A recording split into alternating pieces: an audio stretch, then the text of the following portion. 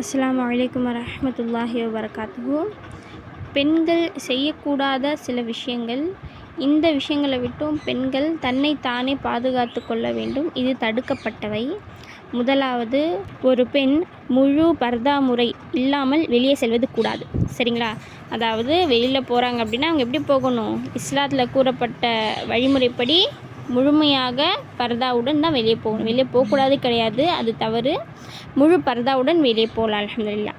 இரண்டாவது, வெளியே போகும்போது நறுமணம் வீசக்கூடிய விஷயங்களை உபயோகிக்கக்கூடாது. ஃபார் எக்ஸாம்பிள், பூவாக இருக்கட்டும், இல்லைன்னா பர்ஃப்யூம்ஸ், அத்தர் அதெல்லாம் யூஸ் பண்ணுறாங்க பார்த்திங்களா.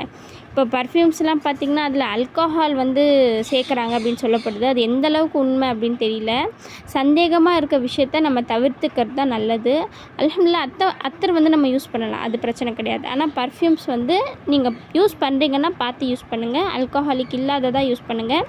வெளியில் போகும்போது கண்டிப்பாக யூஸ் பண்ணாதீங்க. அதுவே வீட்டில் இருக்கும்போது தினைக்கும் பூ வைக்கலாம், அத்தர் உபயோகிக்கலாம். நைட்டி இல்லாமல் கொஞ்சம் நல்ல உடைகள் அணிஞ்சிட்டு வீட்டில் நம்ம நீட்டாக இருக்கணும். அதுதான் நம்மளுடைய ஒரு நல்ல பழக்கம். சரிங்களா?